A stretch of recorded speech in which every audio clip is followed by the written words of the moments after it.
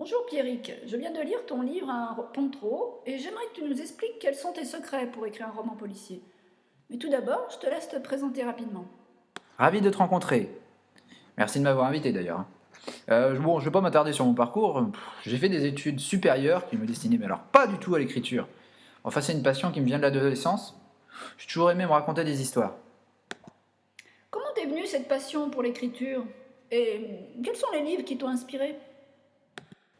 Waouh, ça c'est une question. Bon, parfois je m'inspire d'une anecdote qu'on me raconte. Voilà, le plus souvent d'un paysage. Les idées, elles me viennent toutes seules le soir. L'histoire, elle se dessine progressivement. Il est vrai que bon, je lis pas mal, hein, beaucoup. Les classiques surtout, dans la jeunesse, le lycée, etc. Puis au gré de ce que je découvre chez les libraires, ou même à la bibliothèque. Bon, bien sûr, j'aimerais avoir le talent de Michael Connelly, mais bon, ça... Question pratique. Es-tu plutôt vieille école, papier et stylo ou ordinateur?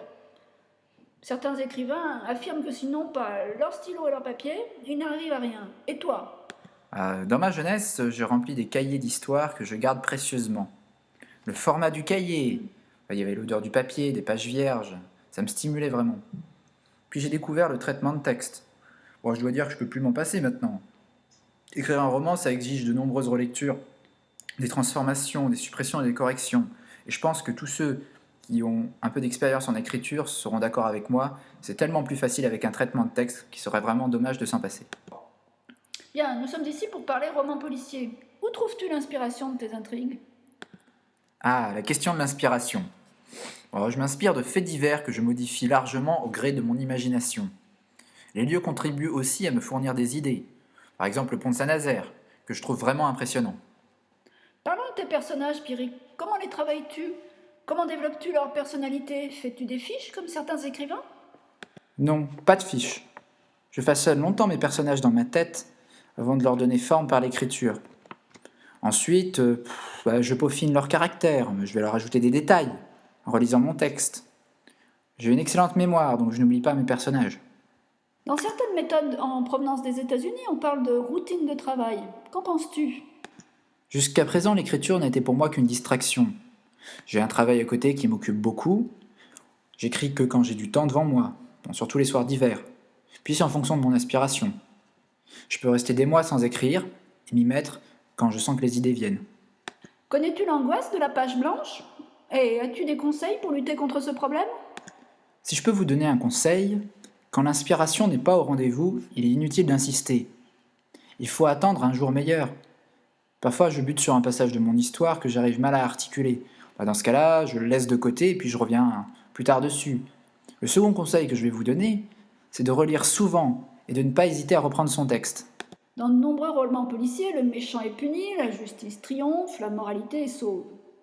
Une fin immorale n'est-elle pas plus excitante et dans certains cas plus proche de la réalité? Je voulais une fin plus originale, même si elle peut choquer certains. Mon personnage reste humain, avec ses faiblesses.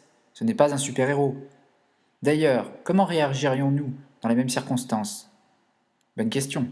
Pour terminer, puisque cela concerne les éditions Sterwen, que penses-tu, en toute sincérité, des livres numériques? Eh bien, je n'y suis pas encore trop habitué. J'ai toujours beaucoup aimé les livres traditionnels. Rien que pour le toucher et l'odeur. Mais je dois admettre que l'édition numérique possède un côté pratique, indéniable. La limitation des coûts, de production et facilité de diffusion. Beaucoup s'accordent à dire que c'est l'avenir. Merci d'avoir répondu à nos questions, Pierrick, mais avant de nous quitter, veux-tu nous parler de tes projets en cours? Merci à toi de m'avoir invité. Pour le moment, je m'occupe de la promotion de mon roman, Un pont trop haut, mais je me suis déjà lancé dans la suite des aventures de mon personnage. On m'a aussi proposé de sortir une bande dessinée, toujours au format numérique, en utilisant le scénario de mon roman policier. Pourquoi pas, c'est un projet à voir. Alors bonne chance à toi, Pierrick, et merci à nos auditeurs de nous avoir suivis tout au long de cette interview. Je vous rappelle que vous pouvez retrouver notre blog et toutes nos publications sur les éditions sterwen.fr. Suivez le lien sous la vidéo. Vous pouvez aussi nous retrouver sur Facebook et Twitter.